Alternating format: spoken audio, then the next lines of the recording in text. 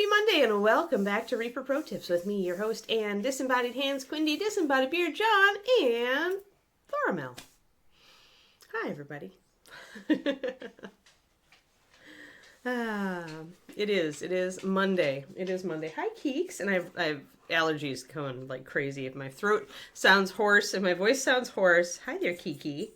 And Kiki is here. And my eyes are runny, then it's allergy day, so. Yeah, something's in the air attacking Mama, Kiki, and it's not your fur. Although your fur is also in the air. And attacking Mommy. Yes. Silly Kikers. Yeah, good girl. Okay, can you go settle?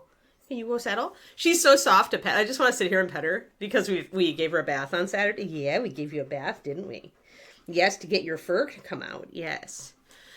So it helps with the brushing when they're blowing coat. If you wait until you've got like a couple weeks of brushing in, and then you give them a bath, and then the rest of it just comes like totally bursting out. Hi, yes, it's almost all gone now. I've almost brushed it all out of you, but that means she's like so soft. It's nice to pet her. Yeah. Boop boop. I think I have a bath day picture because it's funny because her ears shrink because the floof gets wet. I know I sent a bath picture to Bridget. Hold on. Let me get the bath Kiki with wet paw prints and everything. We do it outside with the hose. See how skinny her ears get? She's like, what did you do to me? And she's like, I got spiky head. My fur is all wet. Yes. We played Frisbee with her after we gave her a bath. So it was a good experience too. But yeah. But her ears get so skinny. I always think it's so funny. But yeah, now she's super soft. She'll be super soft for several days, and then she'll start accumulating, fur mung again. And but it'll be nicer for her now that it's getting hot out because I brushed out almost all that undercoat, and I can feel how much thinner her coat is, so it'll be much better for the warm weather. Much better. All right, this lady, what we doing? Yeah, settle, good girl. I think. Yeah, interesting. I was thinking about doing some green work today, but I don't want to do that before we do some painting because then my fingers are going to smoosh it.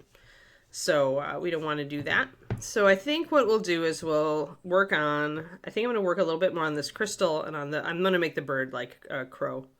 A baby crow because it's smaller. And then we can make it both that black-blue color and repeat that color around the model because that's really the I think, ideal way to do it. And then I can take that blue and put a little bit of it into the silver for her side here. And I think that'll be nice. That'll be a nice way to pull it around the figure. So, and then once we've done that, we can...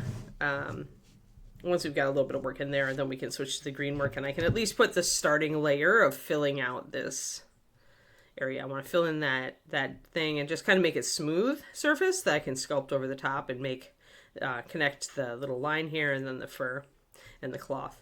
I might be able to get the cloth set up, but probably I want to do it to just under that layer because the thing is when you're working with green and you're making a really big thick layer of it, it's gonna just want to smoosh out. Like it's gonna be like a jelly donut.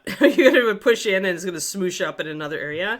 So the best thing to do is to actually put a layer in where you're filling in this gap and leave a little bit of extra room and then put a layer of green over the top once you've got that solid substrate. And you just have like a millimeter or two of room up here and then you can put the green on it and it won't be the jelly donut thing. So that's what I'm thinking. So let's mix up our blue, which was an interesting mix. It was Reapercon plus white plus a little bit of bright turquoise. Because I wanted it to have that Prussian blue color, and that is definitely got a green shift to it. There we go, Reapercon.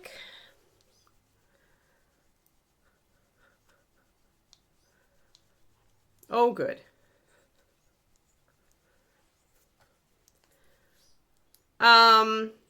Valthorn, they were planning on rolling Bones into regular MSP, but there were also planned cancellations. I don't know if any of that has happened.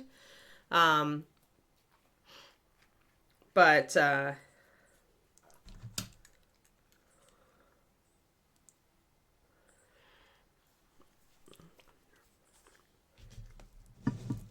essentially, if you can go on the website and still see, you know, both separate sections for the bones paints and the regular paints, then the answer is no.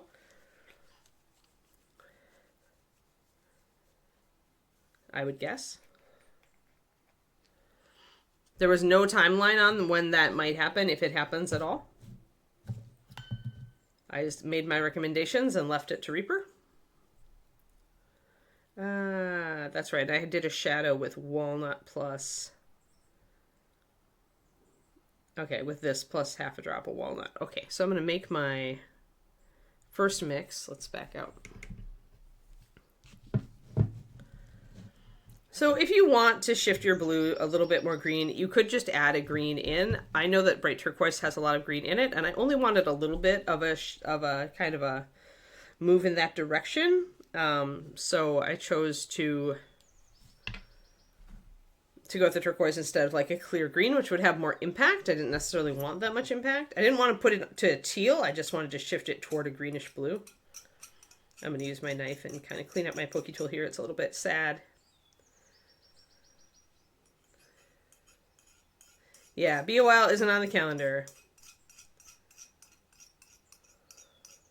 Yeah, that's if that is the case, Val, then what they're probably doing is just... What Reaper tends to do is it kind of fits in things as it can. So redoing the labels would be one of the first things that they needed to do. So they probably... And that's an easy fix. It's a super easy fix to swap over the bones label to the regular label for a paint. So my guess is they're going to do it. They decided to go ahead and do that because it was super easy. So that component is in place so that when it does happen, they won't have to worry about that component. But they're not going to make any official announcement until they are like almost underway, is my guess. That's the way the Reaper tends to do things, because otherwise, when you're a small company with a large reach, which Reaper is, inevitably you will plan something and then be forced, something else more urgent will come up and you will be forced to just push that thing back. So Reaper doesn't like to tell you guys that it's doing a thing until it's like right about, like actually starting to do the thing.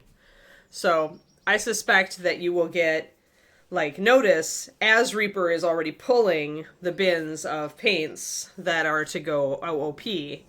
Like you'll get notice around the time they're actually implementing. Because otherwise, it could be a while until they, you know, something else might happen to bump that implementation.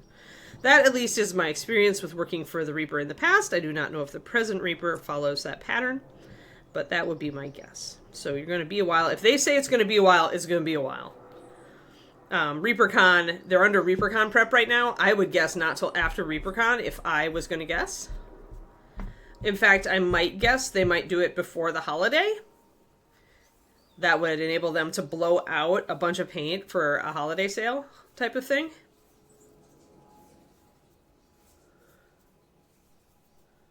Yeah, Laura is the same. Laura and I see eye to eye on this one.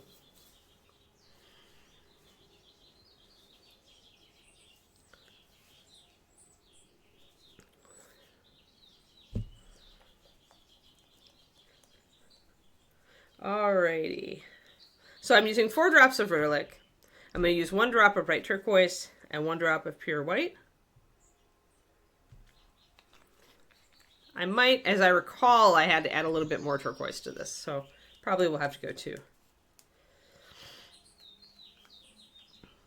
I only want 1 drop of the white. I want to keep this. Oh, and I'm adding the white for opacity. I know that with 5 to 6 drops of a different color in here, it's not going to matter. So I know that the white will appear to shift the color because otherwise it's utterly transparent. But I want to be able to highlight this blue without worrying. And so, you know, I've got all my list of highlight mixes.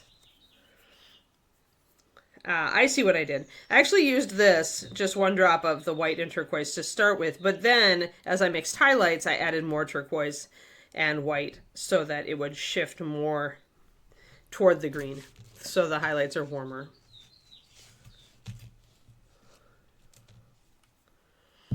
All right, I'm going to pop a drop of water in that.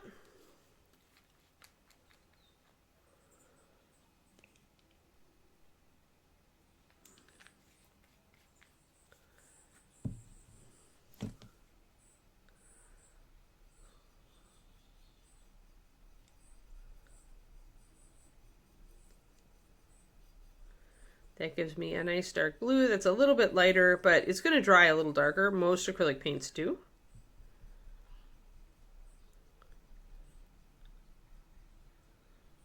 It's just that they look a little bit lighter when they're wet.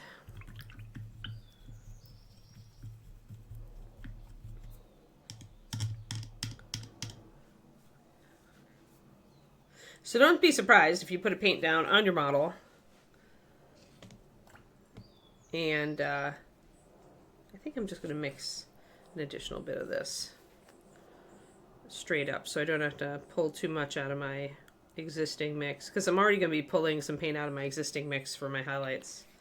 So I'm just going to do this real quick. And it's going to be the green, or the turquoise I should say, and the white, plus a half a drop of walnut.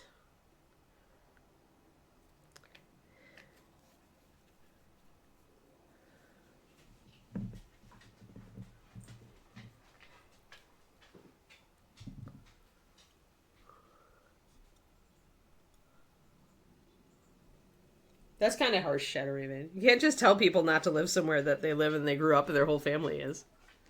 Very silly. I know you were kidding, but still. Oh, there's my walnut. I had to unearth it. It got shoved back on my table.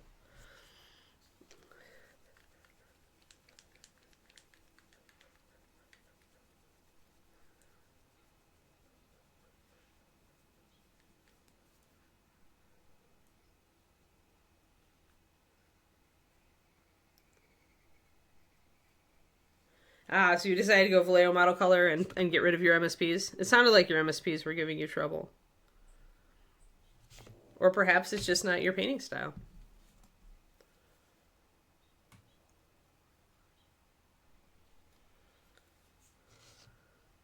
And that's fair. So when I say a half drop, what I'm usually doing is I'm squeezing a little bit out of the nozzle and then I'm just putting that right on the side of the palette. So I'm not squeezing out a full drop. And sometimes that's just convenient for me. Like I'll just do like a half drop if I just want a tiny bit of shade or a tiny bit of highlight with a white or a walnut. Because I know both of those colors tend to overwhelm and seriously change the color I add them to depending on when I add it.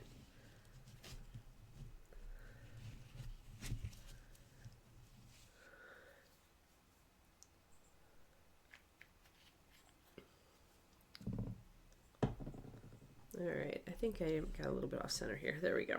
All right. So making our shadow,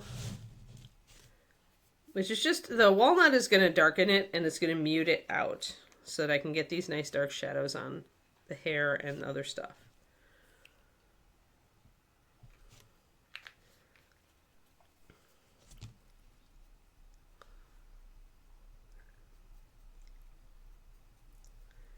And that actually wasn't enough walnut because I'm not seeing the shift that I see in my swatch. And this is why it's good to have not just the formula, but the swatch.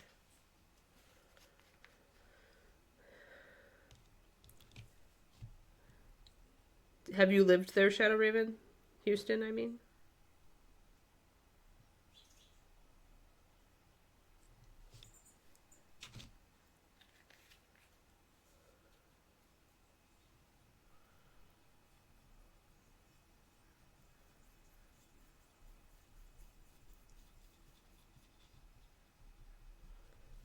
So now I can compare this color that I'm getting here to my swatch.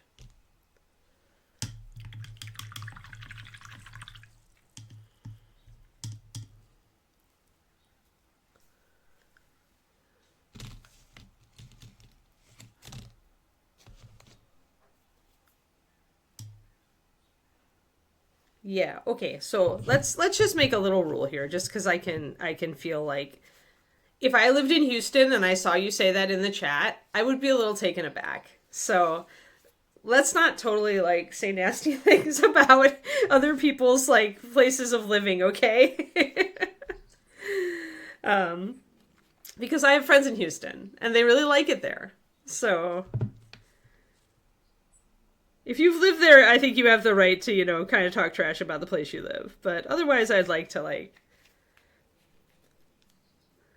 And I know that it's kind of like, I know that Houston like is like was swampland before they built on it, but still, it just felt a little bit off to me. Sorry, I'm probably oversensitive this morning. I had kind of like lousy sleep last night. I woke up. We ate too much for supper last night, and lately that means Anne wakes up in the middle of the night. Sorry if I'm being oversensitive.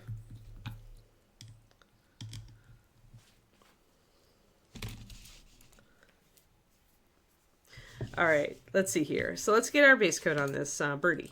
Birdie. I think I'm going to start the birdie just like I did. I used my shadow color to start the stone here instead of this more vibrant blue. Because I want that blue to be really more punchy around her hair. So you can see here. Let me get this in focus. In focus. I know you took no offense, Hyper, but I just didn't like it. Sorry. Like I said, I could have been being oversensitive, but some people, you know, it just seemed harsh. It seemed harsh for poor Houston. I mean, it can be true and still harsh.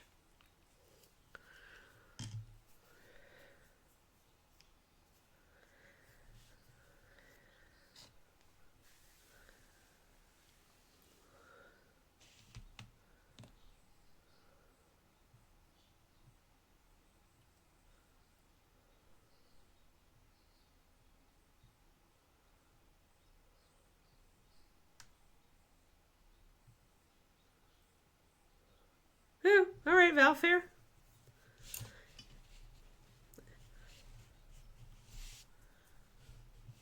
If you aren't liking the paint and it's not suiting your style, then don't use it.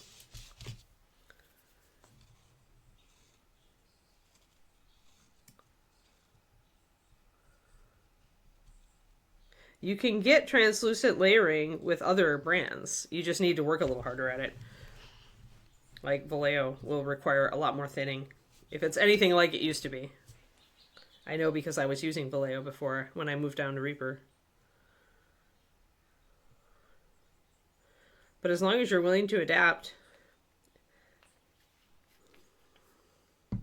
then you can paint with whatever you want. So I'm taking 2 big brushfuls of my color. I'm putting an extra drop of turquoise and an extra drop of white in to build a highlight. We'll just work with that for a bit of time.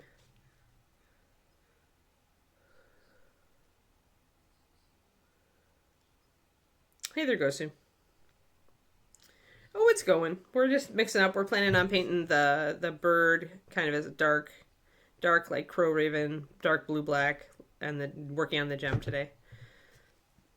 And then hopefully at the end of the stream doing some filler work with green stuff so that I can start sculpting over the back of this now that I've made the decision not to paint her wings. Yay! This is the best decision ever!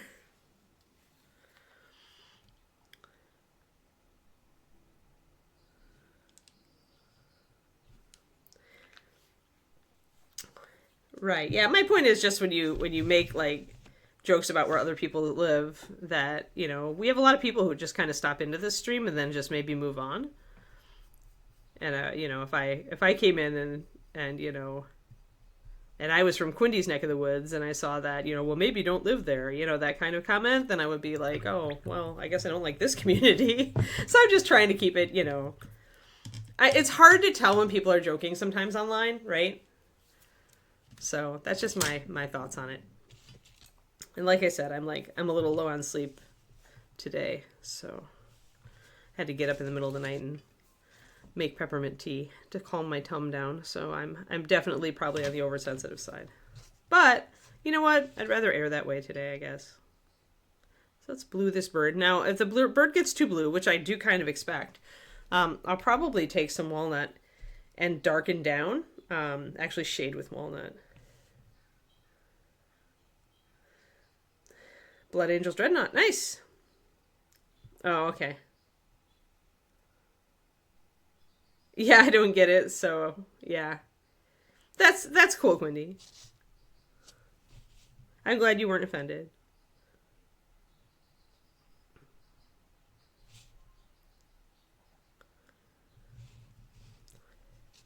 I do tend to get a little bit, like, if somebody made a comment about the Bay Area or Silicon Valley, and a lot of people do. I happen to really like it here, so sometimes it'll just tweak me the wrong way. most of the time I ignore what other people say because they're just whatever. They have opinions. It's all right. But like, if I was like thinking about joining an online community and I logged on and saw something like that, I might just not join it. It might just be that little thing. So.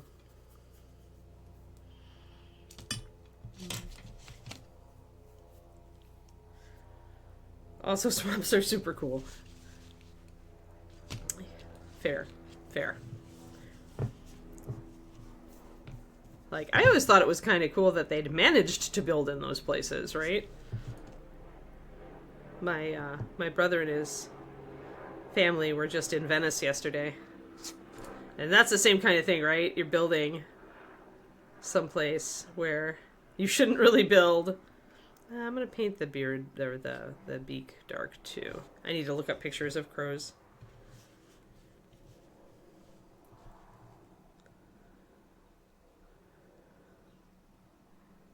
Yeah. Yeah, I'm not always in the ignoring mood. You're right. Yeah. Yeah, that's kind of my thought. It's like most of the time I can just roll my eyes and move on, but sometimes I get kind of annoyed at it. So.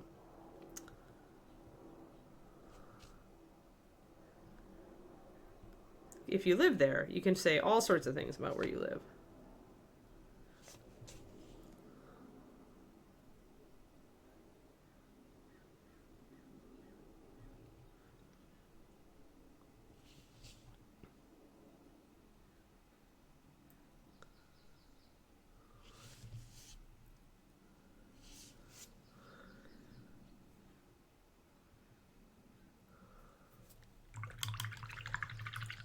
Good morning, Reaper.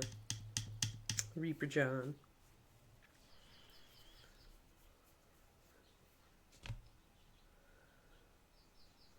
Visiting the dunes.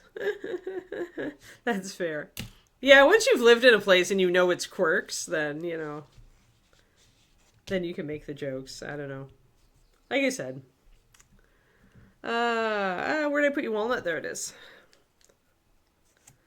So I'm going to do some shading on Mr. Birdie. I'm going to mix up my Walnut.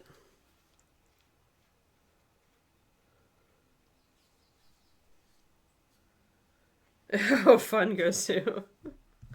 Not fun.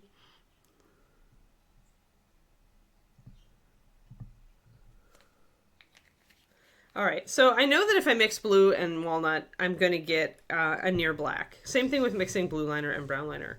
So as I get this walnut here and it's a bit warm, I have a choice. I can just leave that and use it for shading because it is darker than this, because this has a little bit of white in it. Or I can take a little bit of this blue and mix it into here. And as I mix that blue in, it's going to neutralize that brown tone in the walnut. It might take a little bit because the brown is pretty potent. It's a red oxide. But there we go. So I've neutralized the brown a bit. Now it's much more a black. And I can use that to shade my birdie. And my gemstone. Oh, cool. Fish and turtle pond. That's cool. Yes. Oh, you're here. Now you can help. Here, we will have you do the unpleasant thing. All right, there we go. So thin it down a little bit because it's going to be high coverage. Walnut is high coverage at its core. It's a very, very high coverage paint. Get a little excited about swamps. Oh, hold on. I missed Woody. Yeah, Woody. So yeah, this is the deal. I work for Reaper. I actually am an employee. And so I do this show every weekday morning, unless something weird comes up, like a doctor's appointment or whatever. And of course, we're off for Memorial Day, this coming Monday. But yeah, I do this every day. And then Saturday is just my own fun thing where I can paint whatever I want. So on this show, we do only Reaper models and only Reaper paint. And I do a variety of stuff. So it's all going to be Reaper. This is actually a thing that came up for Reapercon. It's the Sophie from last Reapercon, but they blew her way up big. So the small one is still available in the Reaper store. So, but I'm painting the big version because I like painting big. Ah, see what I did there. But we do a rotation. So every day of the week we're working on a different model. We have a 6 model rotation and we loop back around. So like after we are done with this lady, tomorrow I'll move on to this guy who we're doing a cool lighting effect thing on. So, and then we've got other models, you know, that we're working on as well. So like we just put the wings on this Sophie. And we were painting the lantern last time. So she's coming along really well. Stuff like that. Some models we just started. We just started this hair folk. We were doing his facial and fur patterns. So yeah. So that's what we do on this show. We move along, and every model's at kind of a different stage, and we get to talk about different topics. And yeah. Yeah, this one comes with wings, but I painted her like a wood elf or like a night elf from World of Warcraft, and Ron, the art director, really liked it. So I'm just gonna putty in the back and leave her as a night elf. All right, I'm gonna grab some of the black I just mixed, guys, and we're gonna put it on the underside of the bird here.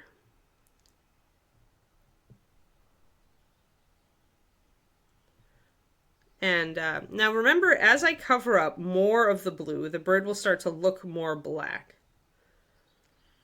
Rask, Hair Folk, I think is his... I've got his tag. That is Rask, Male Hair Folk, done by Christine Van Patten of Moonlight Minis.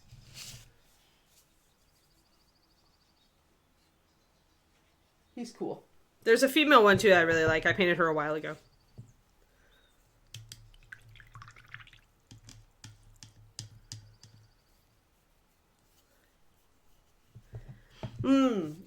Yeah, okay, so Tuesday, Wednesday, it'll be Thursday.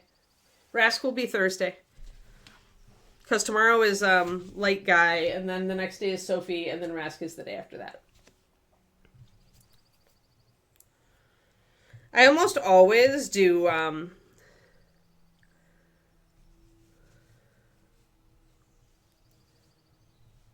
that's cool, Hyper. You could do this bird as so many different birds. The only thing you really couldn't do is one that had a thinner beak. But, I lost it. I lost my train of brain. Oh, yeah. So when I do animals, I almost always use actual photo references. I pick a natural animal to do. If I still had the hair folk in my hands, I would, the other female one, I did her as a wild hair. So we used pictures based around that. So we'll leave some bits of blue, but we're going to shrink the blue on this. Oh, Thursday is the day we need it, huh? Yep. Well, you can always look at the VOD, Woody. In fact, you probably could just go back and look at the VOD of the first day I did Rask. Quindy probably could find it for you, or if it's on YouTube already. All of our VODs from this stream go to the Reaper YouTube, so you can always go back and watch any of the streams that I've done. Like, you could go watch the female hair folk, too, because I did a lot more with her, because there was a lot more patterning on the fur with the natural, with a wild rabbit. Yeah, it's true. No tropical birds. Not on YouTube yet. I'll find the VOD. Thank you, Quindy. Yeah, Quindy will find the VOD for it, and then you can just click through and either bookmark it or keep it open on your browser, and then when you have time, you can watch it. Because I talk a lot. I show my photo reference on the first, when we did his facial patterning, I was referring to my photo reference a lot, so. But I always, when I'm doing animals, that's why after I block in the basic shadows on this, I'm going to go and look at crow pictures and see if this is close enough. We could also go blackbird with this. So if it's not enough like crowy, then I'll go with a blackbird.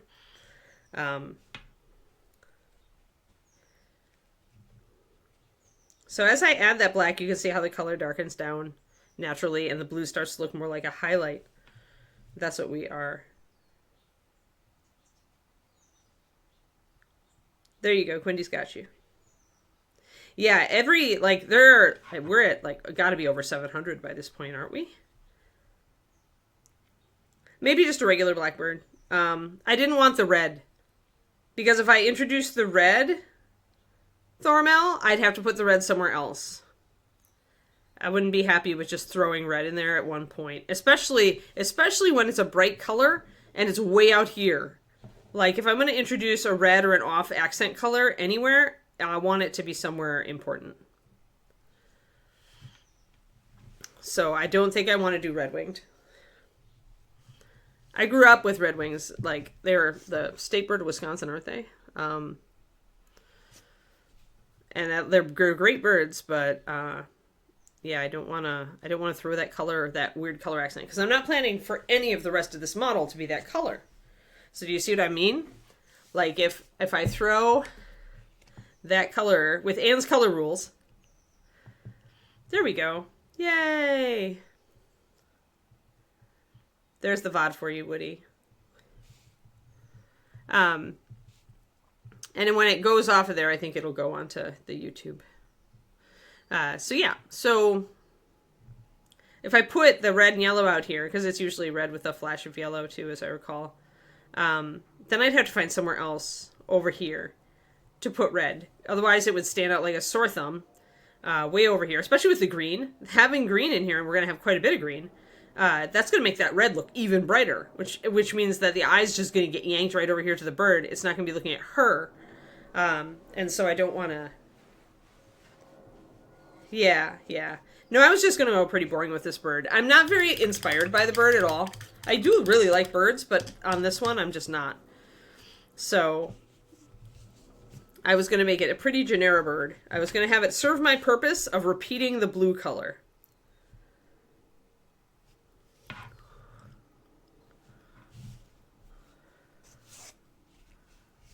You will serve my purpose, bird. Wahahaha.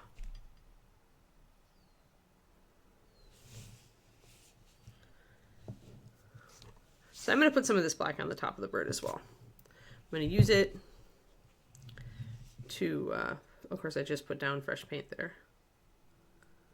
I'm going to use it to kind of separate out parts of the bird. So we'll keep this blue as a highlight on the back.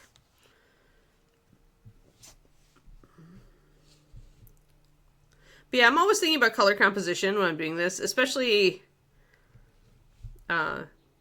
when it comes down to accent colors and choices. I mean, I could have done this as a cardinal if I added a little crest, right? But that would have been even worse. So what I really needed was a way to repeat that blue around, and the blue is too dark for a regular bluebird, so it really needs to be then probably a highlight to a blackbird. Which is how I got here. That's how I got to the purpose point where I'm at now.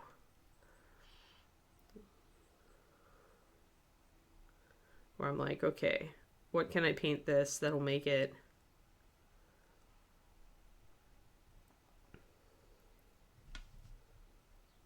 work for my color scheme? It's different if we were painting a bird person, right? Then I could choose anything. But then if I was doing that, if the bird was the point, like if we were painting, you know, a bird-headed, like a tengu or something, although, you know, a tengu we could paint as some other bird, for example. Then I would choose the bird pattern first before I made anything else, before I made any other choices. Just like we do the hare folk. Do you see what we do with the hare folk? We always choose the bunny pattern first, then we build around it. Because then it becomes the point of the piece. But with something like this, where it's just a little animal that's kind of there, when you have options, think about your color composition. You can ignore this if you just want to paint a red-winged blackbird. Just do it, right? But if you're trying to exercise color composition and trying to exercise that skill so that you can, you know, get more instinctual about your color choices and how you put colors across the model, then I would say, you know, ask yourself these questions. Paint composition bird is my favorite breed of bird. Exactly.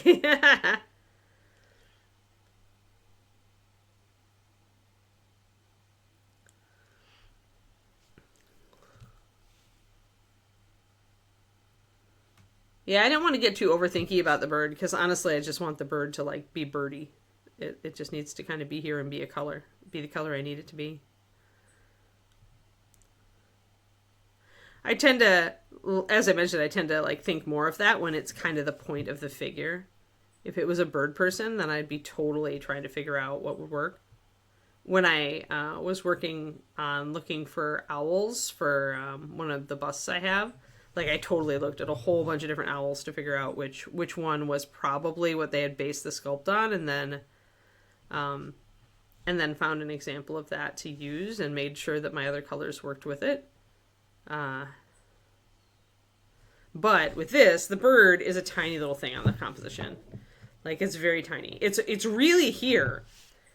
And see, now we almost have a blackbird. See, we lost a lot of our blue, but we still have enough of our blue that it resonates. And as I highlight this, it's going to come back in to resonate more with the hair and the crystal when we get there.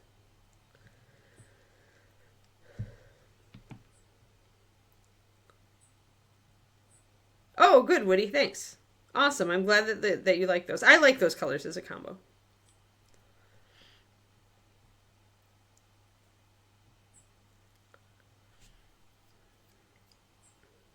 Well, let's look. All right, somebody likes those birds.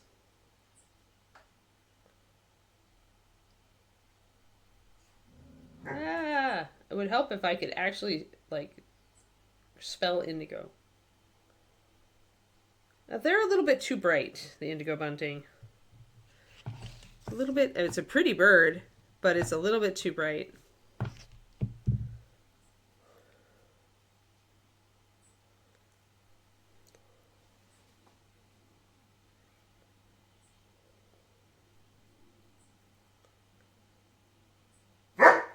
Kiki, enough, please.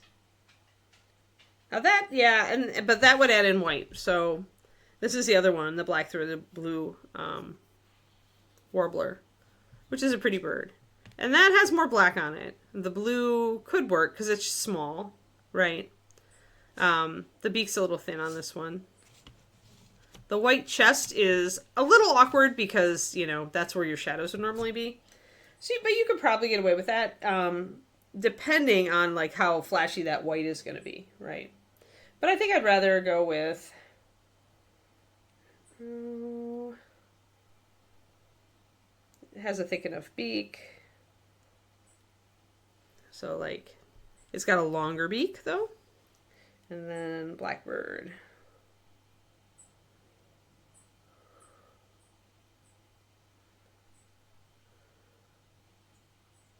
And I have to specify. Oh, okay. Blackbird has a yellow beak. But otherwise, any yellow eye. That's pretty. And we could get away with that probably because I'm going to be using a little bit of like probably gold or something up here. Cream at the very least. I'll be using yellow highlights on the leaves. So we can make that work. The beak is so small that it won't be too bad. Yeah, I think blackbird's where we're at. Common blackbird. Yep, they all have that the yellow-orange eye and the yellow-orange beak. It's nice. And actually kind of looks like this bird. Like, it's pretty good. They have shorter tails. They can be a little rounder. Yeah, nice. All right. Yeah, that almost looks like our birdie friend. No, this is a common blackbird. It's a Eurasian, also called the Eurasian blackbird. As in the 4 and 20 blackbirds baked in a pie kind of blackbird. And this guy certainly looks plump enough for that. But yeah, we totally, like... Look, it works, Actually, it works really well. So, yeah, we're going to make this a blackbird. That'd be what we do. And I'm glad I checked, because now I know that the beak needs to be a different color.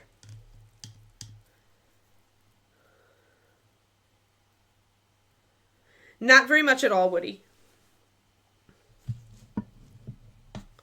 Reaper paints are thinner than other paint lines, so if you're used to using something like Vallejo or Scale Color or something, you're probably going to want to thin significantly less. If you're on my Patreon, I don't know if you are, but I've done like PDFs about this for like, I think I did for Scale Color Artist and Chimera Colors, just to kind of compare how much thinning I needed to get them to comparable levels. I don't talk about that much on this stream just because we're mostly Reaper here. Reaper.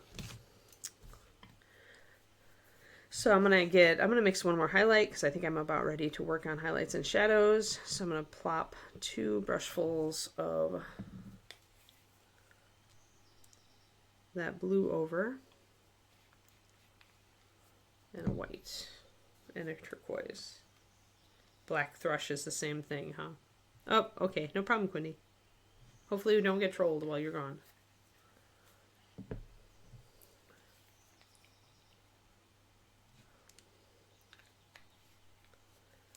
So I'm just mixing up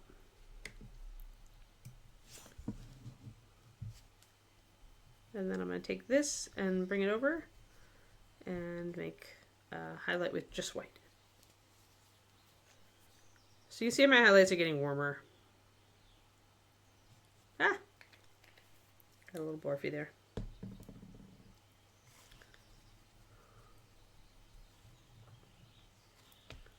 Bloop.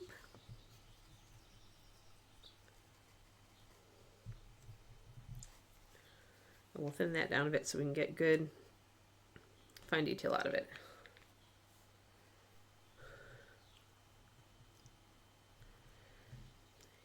So yeah, but I mean, in general, Woody, I mean, depending on the other paint lines you've used, I don't know what other paint lines you've used. I'd say Master Series only takes about half of the thinning of other paints, that you could use that as kind of a starting point. Unless you're working with really thin paint or really thick paints like the Scaled Color Artist Tube, in which case there's even more. But in general, we're more fluid because I wanted it that way. I wanted you to not have to work so hard to get your paint to the consistency you wanted.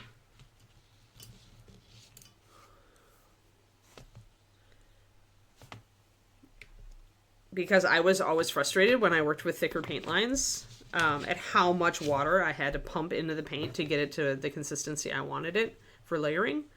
And so that was one of my priorities when I first was planning Master Series.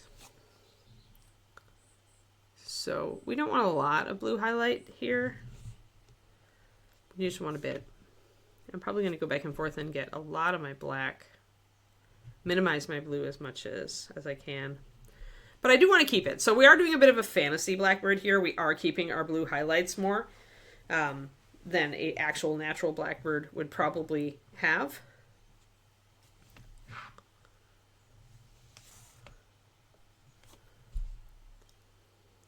But that's because I need it to serve a color purpose. And we're in Warcraft world, so, you know, we certainly can probably find some bright birds in there. I'm not going to worry too much about it. I just want to bring in a little bit of lighter blues now, because if I bring in these lighter blue highlights, it'll tie this bird in with like her hair color, which is what I want. Letting them all in. Oh, good. I'm glad you like it. I love the white. I love the white so much. Reaper. That's the one thing. Like, I go to class, like when I went to the Mark Masculines class, I only brought Chimera color because I wanted to learn to work with it. And I brought a wet palette, but I refused. I'm going to get this a little closer in focus, guys. I refused to bring the Chimera white. I only brought Master Series white because I just refused to use any other white. Like, I absolutely do, like, will not. Yeah, it's a Golden Age of Comics Blackbird. Exactly. Exactly. Artistic license. I mean, you'll still see those bright blue highlights on black things in comic books.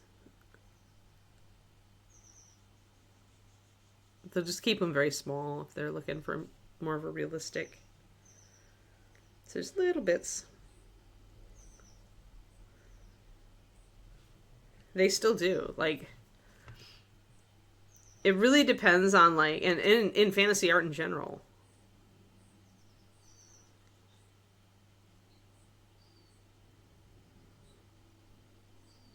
It's one of those visual things that your viewers will accept as a highlight for black.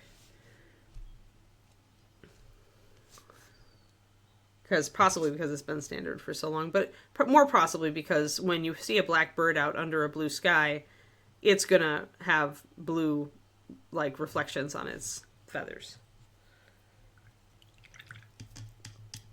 So we're going just a tad more fantasy with this bird. And I'm mostly just concentrating on my highlights here. I don't know why I mixed that intermediate shade. Well, I will need it for the gemstone, but...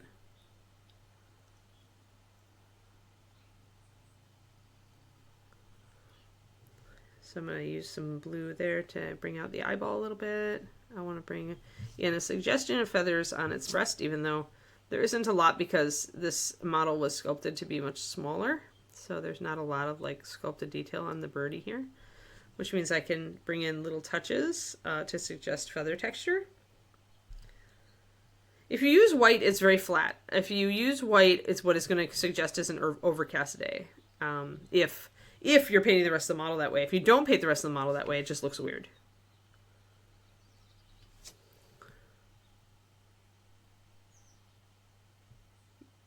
But yeah, if you ever want to paint a piece, as if it's under a cloudy day, then you'll want to use gray to build all your highlights.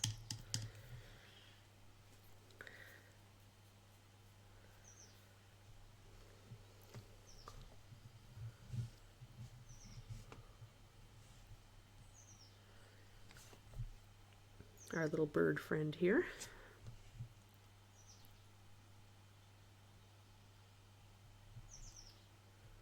So I'm just doing a little bit of blue around the eye and on the breast and a little bit to pick out the feathers of the wing.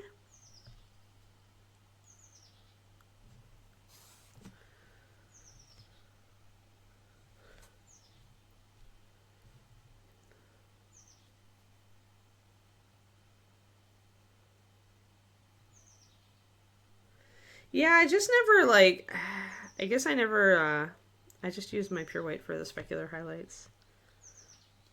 I know that like a lot of people use tube paint because they'll want a brighter white, because there definitely are, like, if you want a very harsh white for that, as you mentioned, there are definitely choices. Most of the time though, I'm only doing the specular highlights in models with eyes that are big enough, and I usually find that the pure white works. If you're working with very small, if you're working with 28s regularly and trying to do it, I can see how you'd want something that's going to be really bright, really small. There we go, birdie.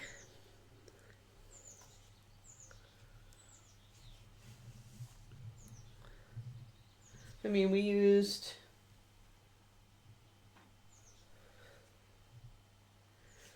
pure white in these.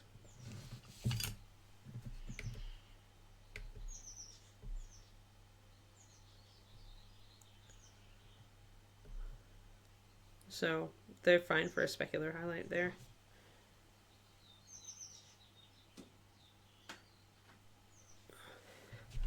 I'm like a pure white advocate. That's just what I am. So you can see we're just putting little bits of highlights.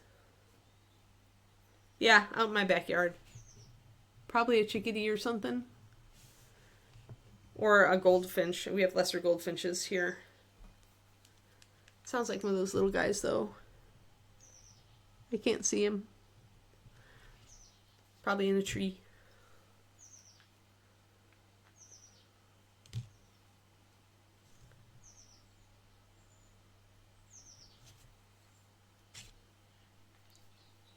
Usually when it's a really pretty song, it's a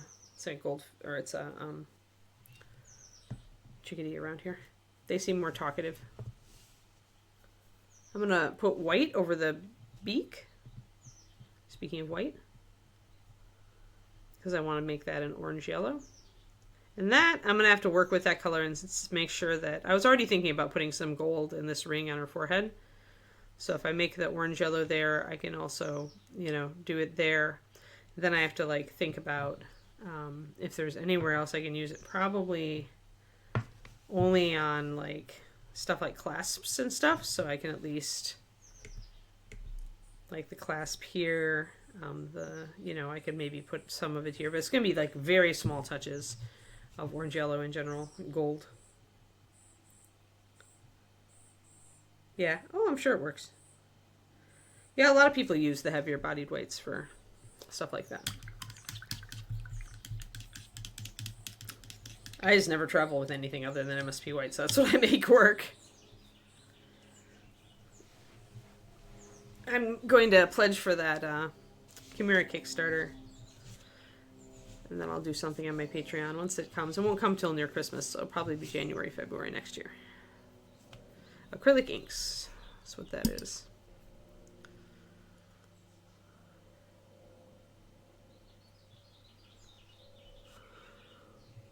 So let's do an underpaint here.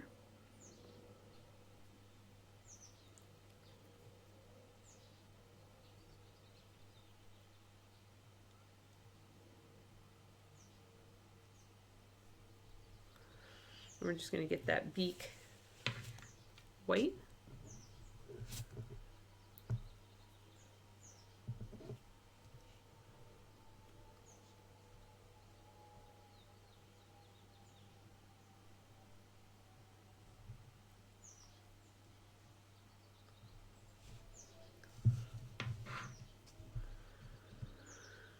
And his eyeball too.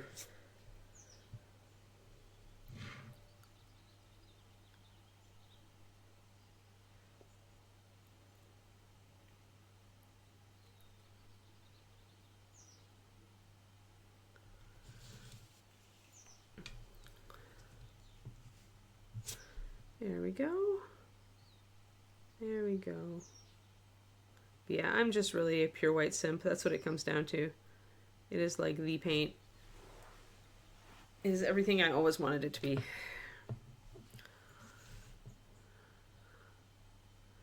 But I mean, you guys know the underlying rule here is use what works for you. So.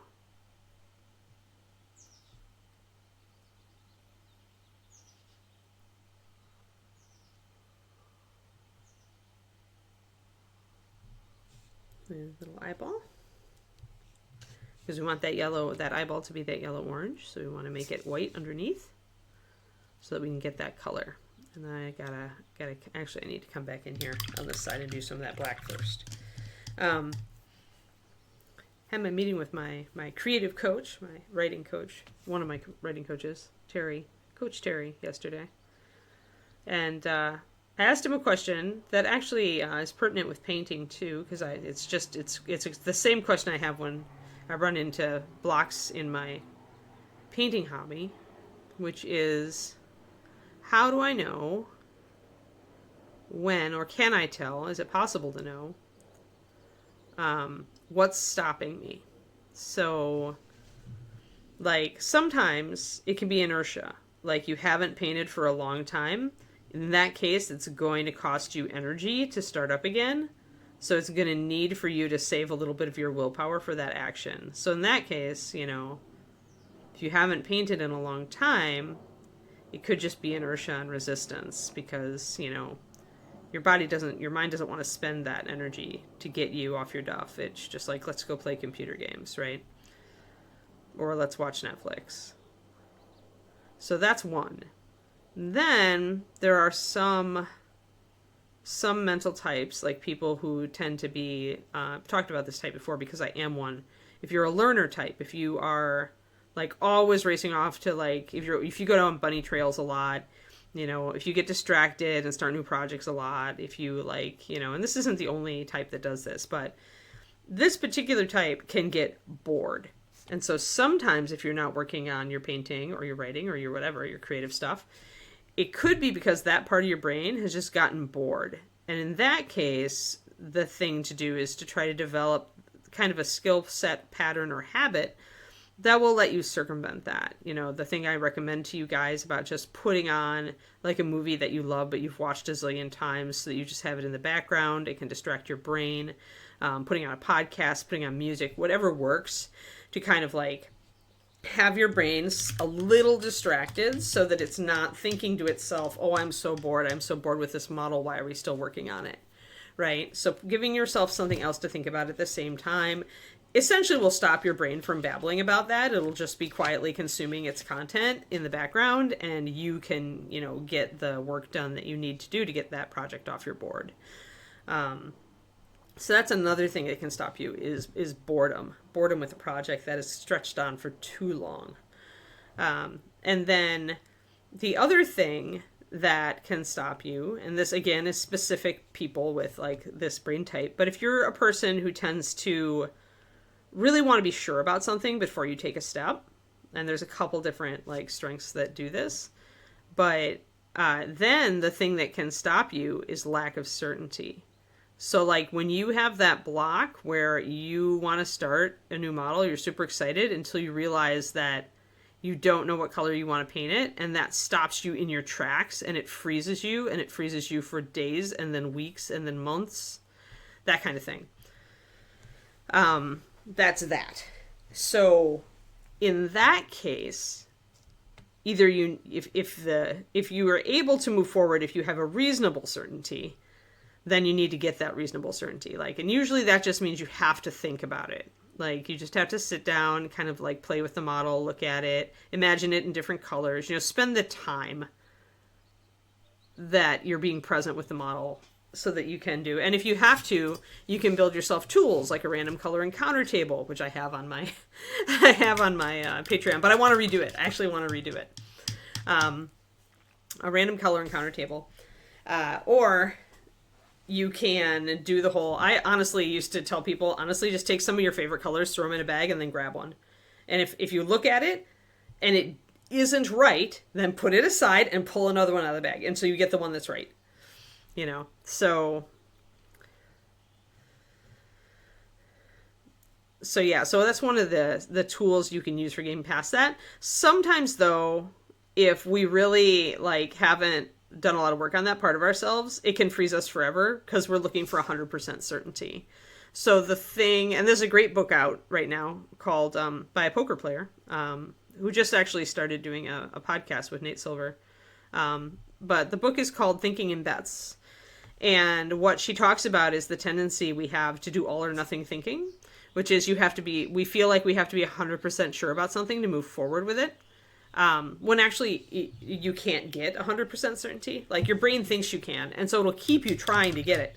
But the reality is you never can. You can never be 100% sure about something like, like, is this the right color for this model? Not until you move forward with it, right? But you can be reasonably sure. And that's what you should aim for, is reasonably sure. Then you just have to move forward. And if you put a coat on and you're like, oh my God, no, this is the wrong color, then go back and repaint it. Like, I mean, we've done that. I've done that. Even recently I've done that.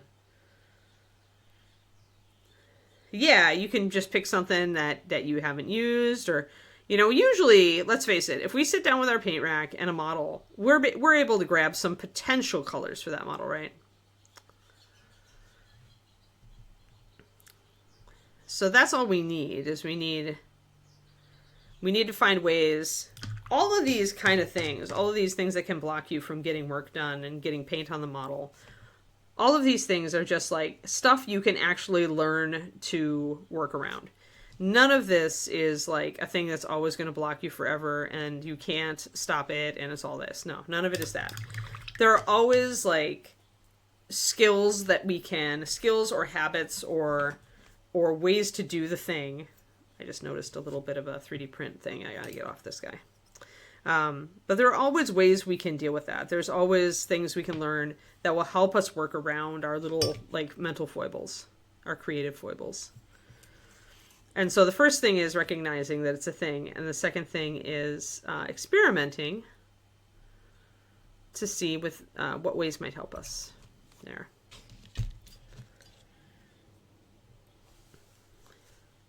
So for me, I was like, and then the last thing that can happen about blocking is maybe you just need a break. Maybe you've been pushing yourself too hard with too many different things. And that you just don't have the creative energy to do it right now. And that was really my question for Coach Terry, because I have been writing almost every day this month. And I've been doing my Patreon. I've been working on a lot of PDFs this month. I've got my $5 PDF I've been working on. And then I have to look at my $10, whether that's going to be another PDF. But PDFs take me a lot more time. And so it's a lot of work. And what I found is that I spent 2 days, like Friday and Saturday, I did not write. And I was like, oh no, what's wrong? And so I was kind of thinking, am I bored? Am I blah? Whatever. And then yesterday, I just let myself or no, sorry, it was Thursday and it was Saturday that I actually. So Friday and Saturday I didn't write. Saturday, honestly, I just sat down and let myself play Diablo all day, almost all day. I did errands, right? But I let myself do that. And then on Sunday, I sat down and did 1,500 words. So it was like probably the answer was I had been working too much and my creative brain just was like, I need a break, right? And sometimes we can be really hard on ourselves about that. We can honestly feel like we don't need a break, or it's selfish of me to take a break for a whole day. What am I doing letting down my patrons, my family, my friends? The list goes on, right? My dog, my cat. What am I doing letting these people / animals / institutions down? I should be able to do this, right? But sometimes you need the break. And for me, after I spent that day playing Diablo, I came back and did a lot of words. And I got through a block that I had.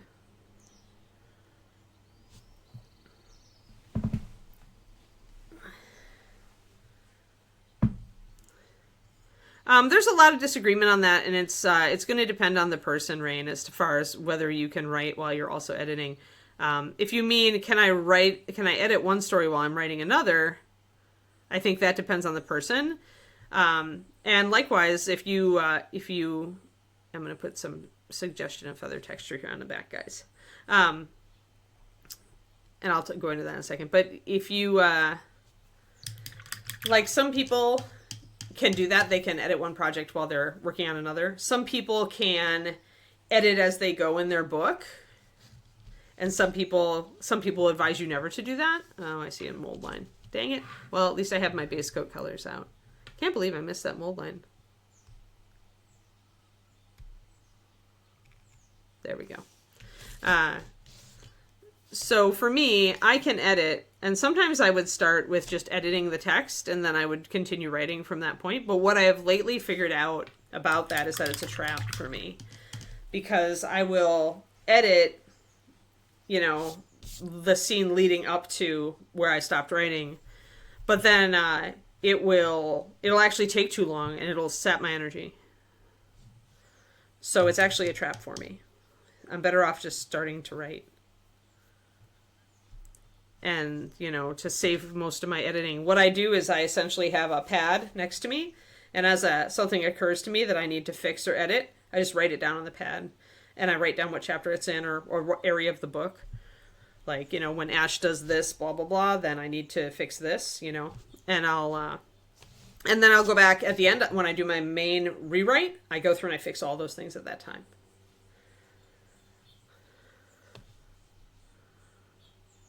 Because I really do lose time, especially when I'm trying to work on the Patreon and all that kind of thing.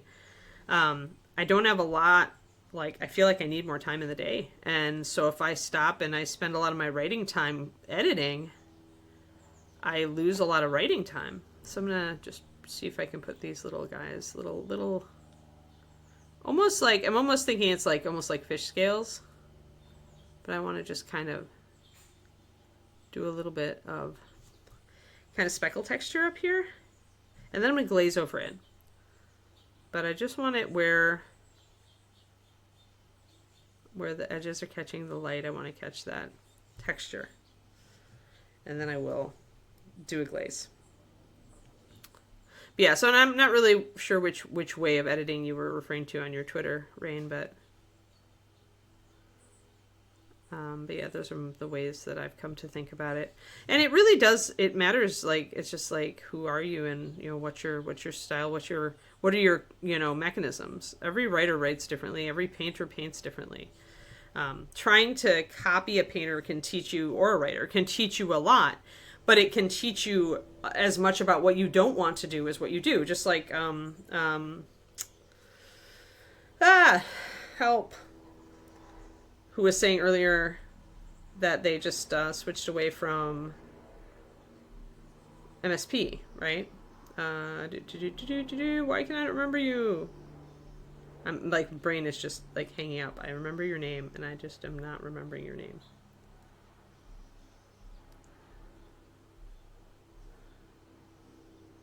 Valthorn. There we go. Yeah. So just like Val was saying, you may try to do things. Yeah. You may try to do a thing because somebody else does a thing, and it may not work at all for you. And so the main thing you may get out of it is just that it doesn't work for you. But that doesn't mean that it was a waste of time to try. So it just means it actually, you learned something about yourself. At least the way you are right now. This is why I always tell people to go back and kind of re-examine stuff. It's why I keep going back to the wet palette. Much as I know that I prefer the well, I always go back to the wet because, it's been a minute, and chances are I've, figured out something extra about the hobby that I can apply. And I may enjoy it more than I did before. Like, I always want to give it another try. And when I do make myself use the wet palette, I usually have at least a couple of things that I realize about it that are still instructive for when I'm trying to help people who use a wet palette. So that's nice. Honestly, I like doing black. Like, I prefer to base my models on a black plastic ground. Like, always. Like, I prefer the look of a black frame.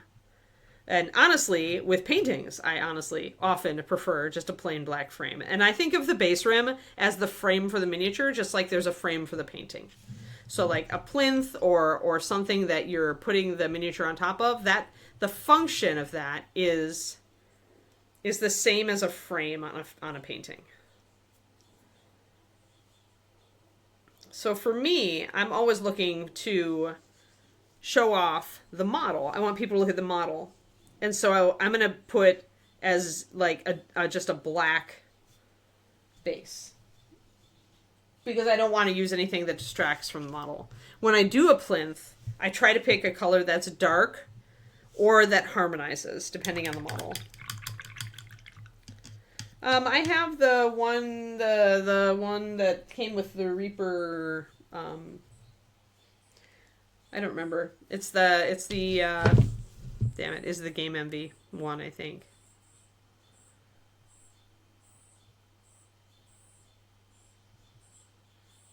Yeah, that makes sense, Val. No, that's exactly what I mean. It's like trying the thing can teach you a lot about your own painting style, and you'll learn and you still learn stuff. But you may learn that it's just not for you, like you did, right? And that's totally, that's good. That's working as intended, because the goal here is for you to find the way that you paint best, that you enjoy painting best, and that, it works for you. Like, I'm never going to get offended at anybody not using my paint line or, the stuff that I like, because I know that everyone's painting style is different.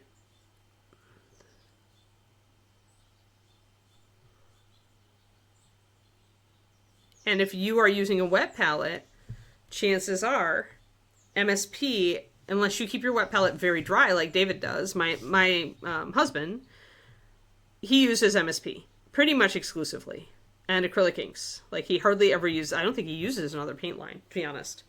And he uses a wet palette, but his wet palette is a very dry wet palette. Like, so dry that the edges of his paper are usually crinkling up.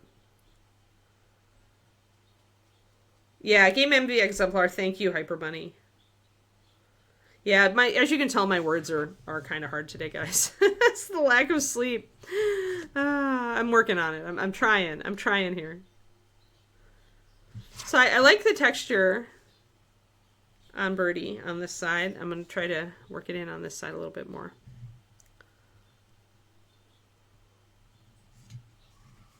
How much do I have? I have it just a little bit above the eye.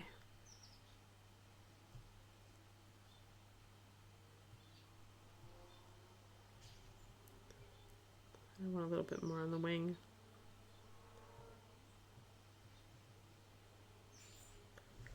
Again, we're going to glaze.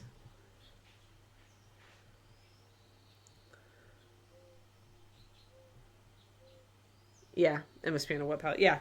Yeah, I think that because if you use a really wet palette, like MSP is not going to work as well for you because the wet palette's going to thin it down faster, and MSP is already, pretty liquid, and so you don't get best results that way. But you can get very good results with MSP on a wet palette if you keep it drier. I keep my wet palette dry like David does. I don't like a really wet palette. I don't like it anyway with any paint line, even the thick ones.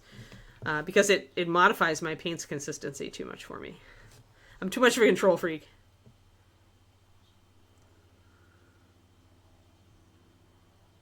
We're just going to get in some highlights here. Birdie. Birdie's got some texture. I like it. And I got to get some green stuff. Oh, go prep? Okay, bye, Thormil.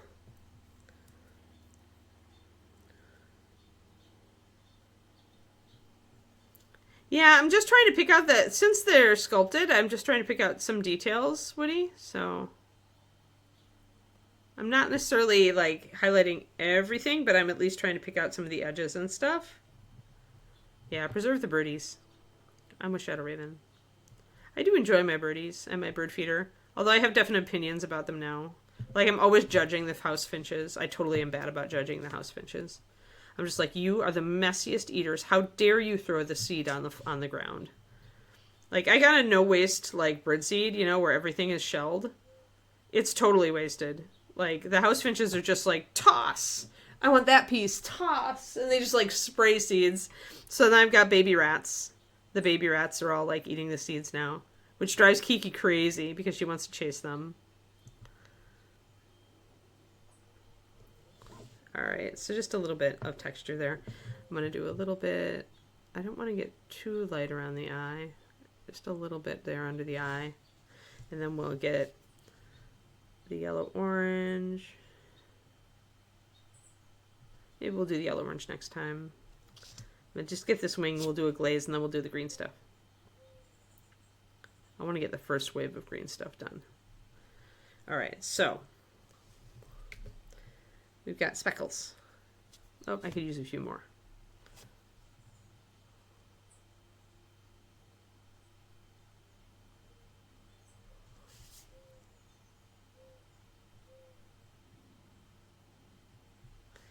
Okay, so now I don't want those speckles to be quite so bold. So I'm going to take my blue-black.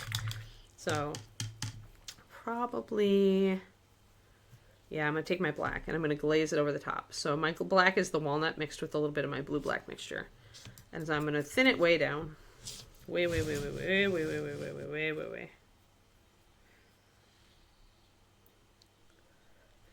Yeah, it makes sense, Val.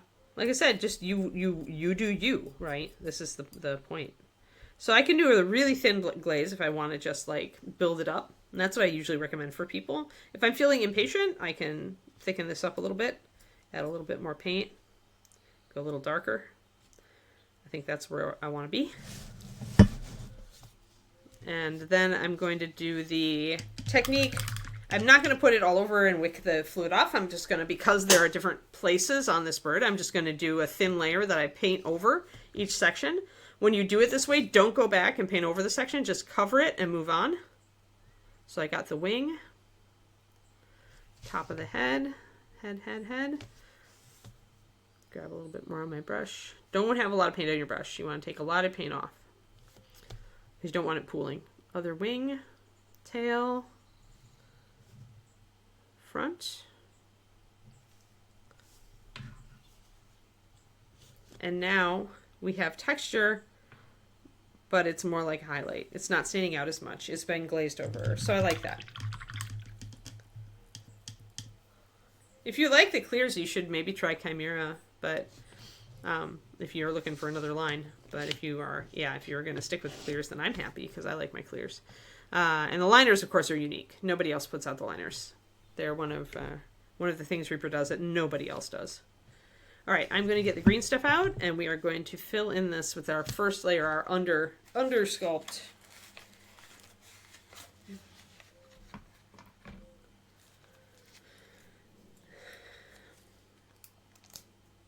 But yeah, I can do the I can do the wet palette. It's just, for me, I find that it's very hard for me to get my smooth, when I want to do a smooth blend, it's harder. All right, actually, this time I want a fair amount of green stuff, so I'm going to get a nice big blob of yellow.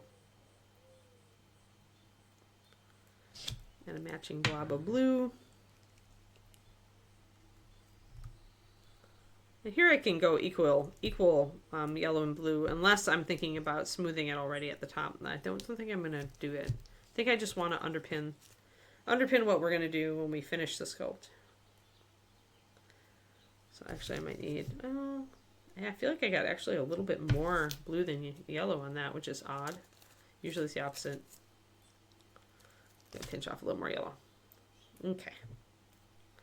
Now we'll mix it and see what we can do.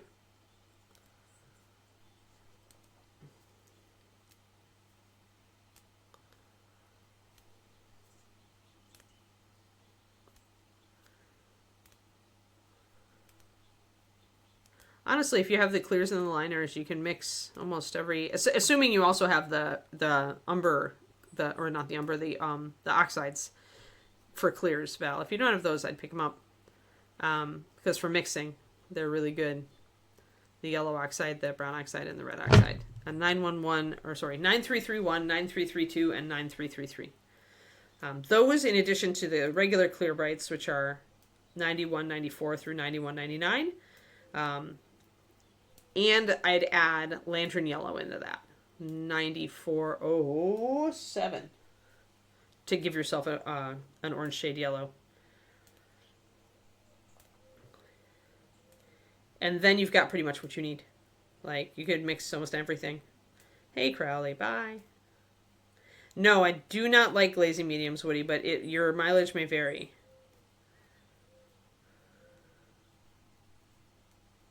Then you need to shake them.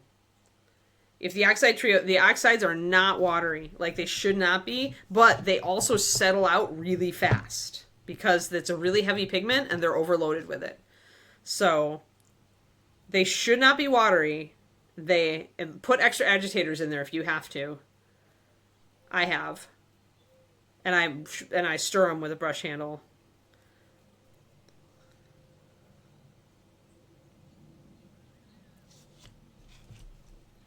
But those paints are not watery.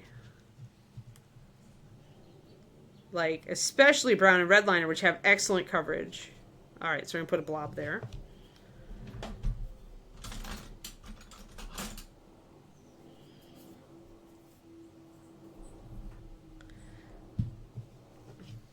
All right, I'm going to take this. We're going to flatten this in. I've got some water on my tool. Mostly trying to keep it on top of the putty. So I'm filling in that deep gap there so that I can sculpt over the top of it and smooth the green in to the area around it. So I want it to be almost flush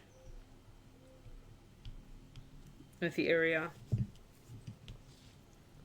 And here I want to push it up a bit. I want to fill in this area where the wings would go in. So this little kind of U-shaped area. I want to fill it in a bit. I think I'll be able to get that. I don't need too much to fill in this area.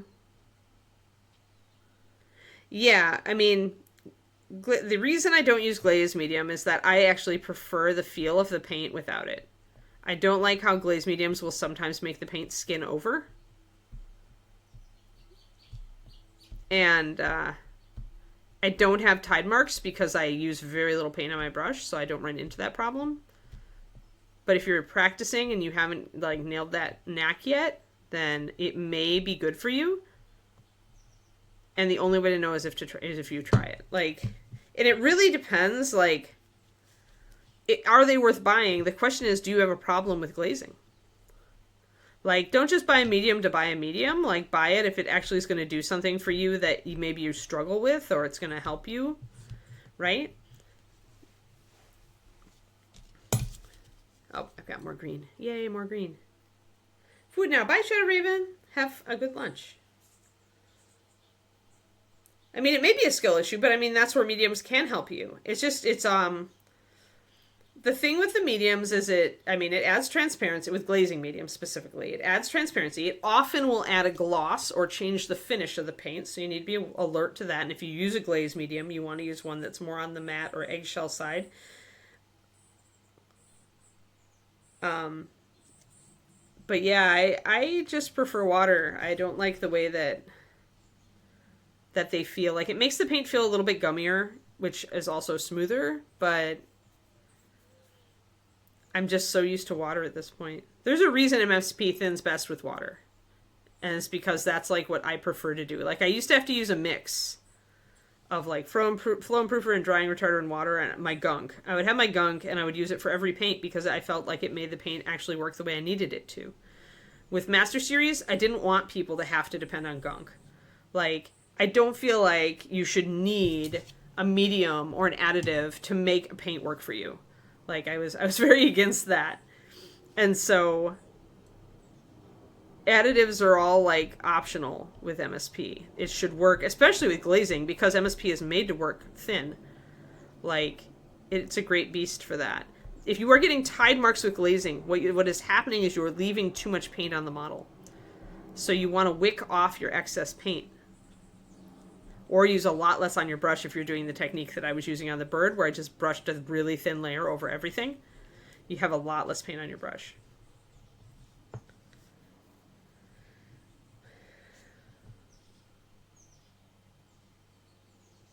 Certain paints thin very far. So then it's probably keeping it in solution for you a little better. If you're noticing that, it's specifically with paints that are way thinned, and that's fair. Certain flow improvers are good at that as well. But with any medium, what you're really doing is you're adding extra base, right? Extra base with no pigment. So that's what gives you that transparency. And of course, it takes down the ratio of pigment to base.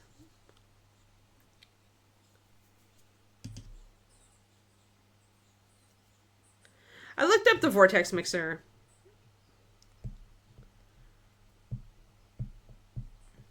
I could see how it would work to a point. I'm still dubious about paints that have settled out a lot, though. I don't know. I'd have to get one and try it out on my oxides and stuff, but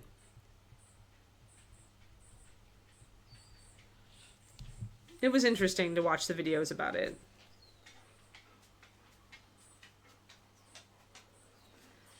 But I've always just shaken my paint or stirred it if the shaking isn't working. Hi, Bubba.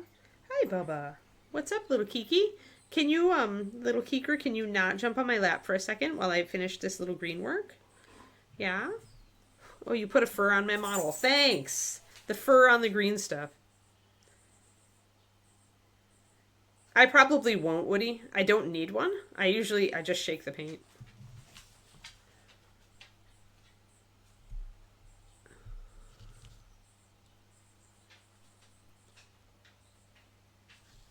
And I have no problems with adding agitators. Oh, this is wet on one side. I have no problems adding agitators if I need extra power when I'm shaking. But I don't have, for people with hand and wrist issues, the Vortex Mixer is a good tool. My problem with the Vortex is I want to really test it, but I don't want to buy one.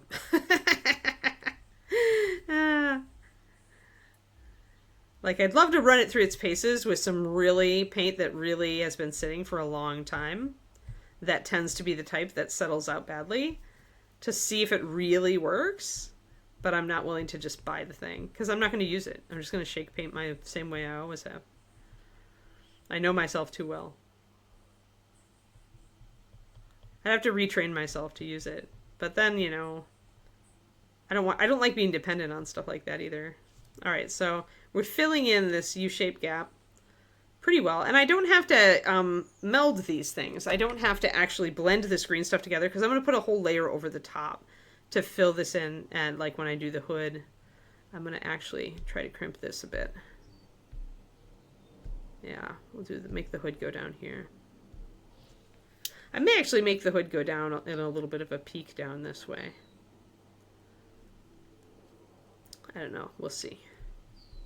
If I decide I need to cut some of this away, I can, but I'm going to try to make this real thin here where it would be the bottom of the hood. And again, I don't need to disguise tool marks because I'm going to be sculpting over the top of this. This is just the fill in place. And then maybe I'll put a blob because I have extra green. Yeah. A lab mixer? Yeah. Yeah, Kiki heard I like texture of my models. Yeah. Yes, and then she's like, would you like some fur, mommy? All right, so well, I feel like I do want to maybe bulk this out just a little bit. I can always cut it off if I don't like it later.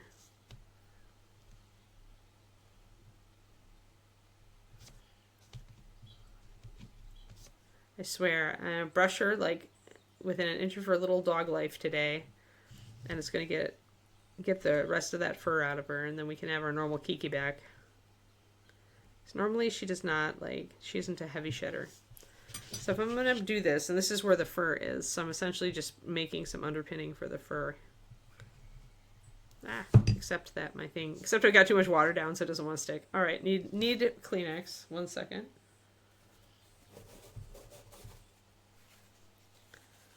But yeah, I mean, if the vortex mixer works for you, use it.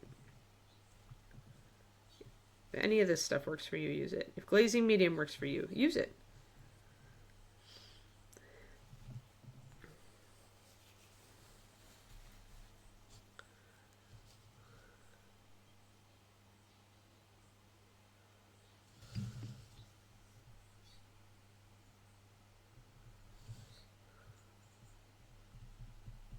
All right.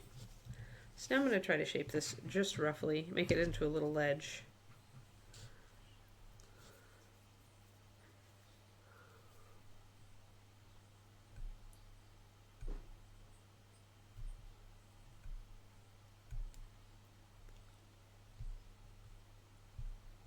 And I'm going to just kind of marry it up with this the strap here that I'm trying to, simulate.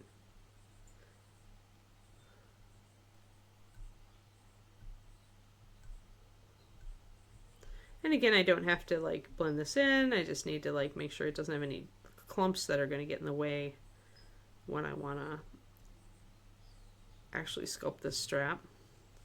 But it helps me now to have this little kind of demarcation where I can see where that strap is. Now I can pull this putty up away from it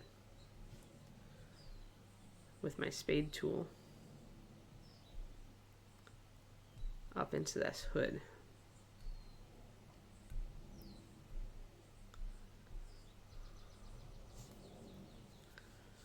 And then I'm probably going to cut away some of this. I'm going to flatten it out a little first. Flat. Tamp it down.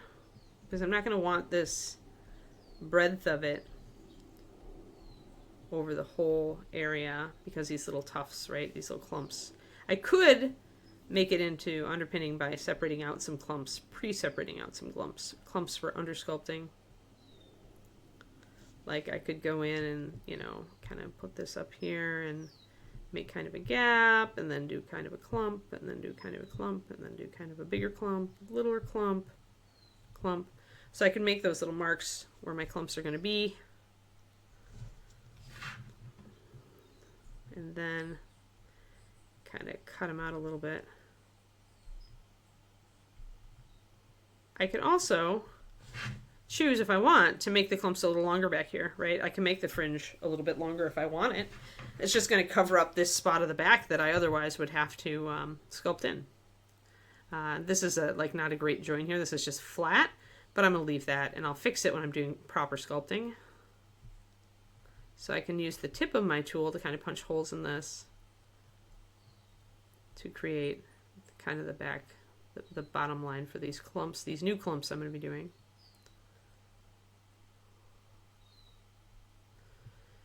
Sometimes I do get lazy. I could grab another different type of sculpting tool to do this cut, but I'm just like, you know what? I can just use the tip of this tool. I'm too lazy to switch tools. Sometimes I get lazy. It's true. And this one needs a little bit of a...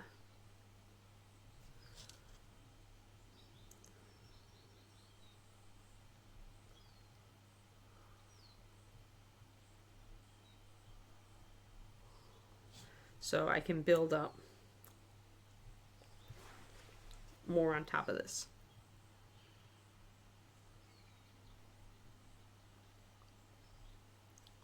Which is great. I don't have to do any like actual like real sculpting. I can just do kind of some under sculpting that I know I'm going to build on.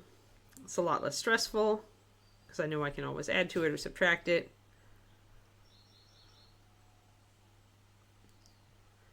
It's not final. I can always cut it off if I don't like it.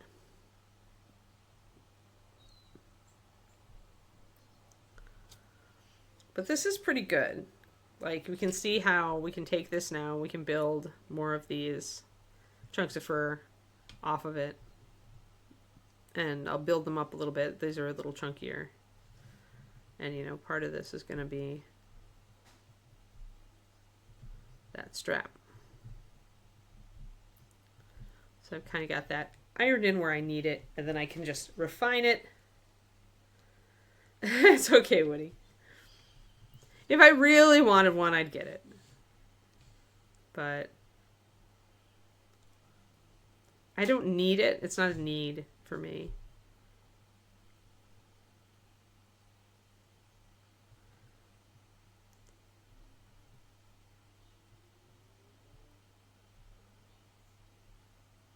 And another thing we do, as the green sets up, once you've got some of this in, you can also shove it more like hair. Like you can insert your tool and make it input waves in it by shoving it.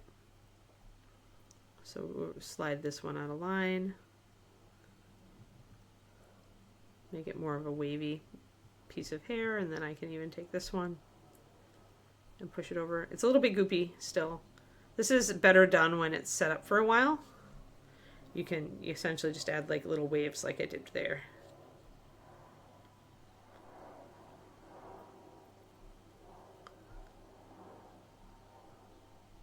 But like I said, this is all underpinning, so I can mess around with it. I don't need to worry about it being perfect.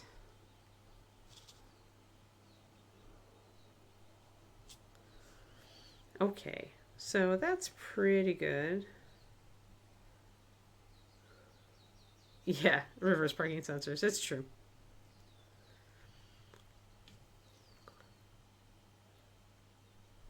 I'm sure if I had it, I'd start whining about having to manually shake my bottles.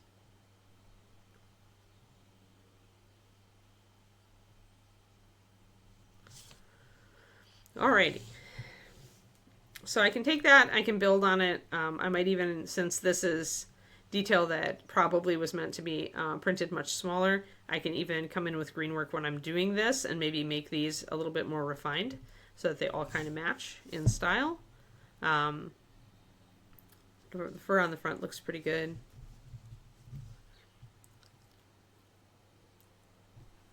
So yeah, I think that's about right, guys. So we got some green work done, and we got some bird pretty much done except for the eyes and beak. We didn't get to work on the crystal, but that's because we were working on the bird.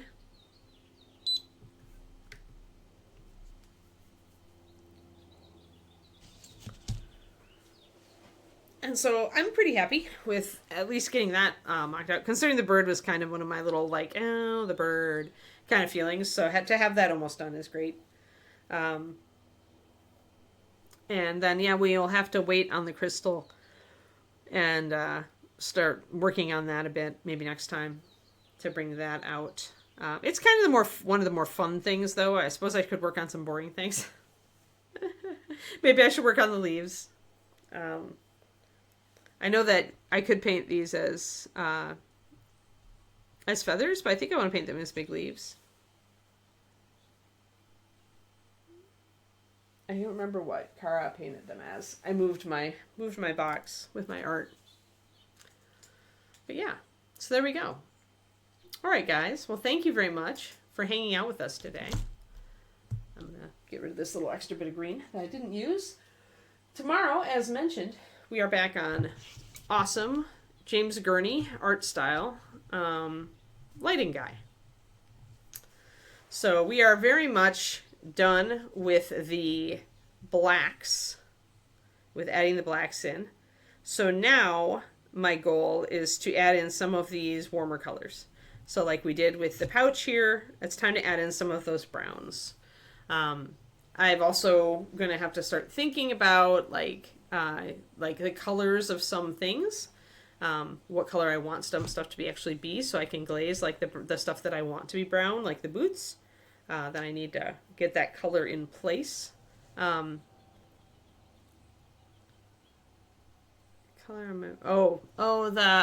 this guy. We're working on it. I really want to do some idols for him. I just like totally got distracted and I wanted to 3D sculpt them, but I don't think I'm going to be able to. I'm going to have to just sculpt them with like cosplay or something. So he is not, Owlbear is not on the docket right now. He is kind of off in the distance. The one that I'm trying to really finish, Bryce, is the one that I was working on my stream, which is now the crystals are all done. I need to finish the scale work and his throat and the base. So trying to get this guy done. And then this lady done. Because they're both very, very close. Because I've got 3 new models I want to start. So on my personal stream. Including one for Jason Weeby. A pugling. A pugling! So yeah. There you go, everybody. We will be back tomorrow. We'll be working on more of the lighting and refining the lighting effect, and maybe we'll choose the color for the crystals here, although I'm probably going to hold off on that until I figure out like some colors for the rest of this stuff, because unlike James's example, I do want maybe some red on here somewhere, so I need to figure out where I'm going to put that. And we'll talk our way through that, and also we need to kind of look at like the chainmail and stuff like that. So yeah. Thank you very much, everybody. We'll be back for this dude tomorrow. I hope you enjoyed today's stream, and I will see you then. All right? Have a good one. Bye.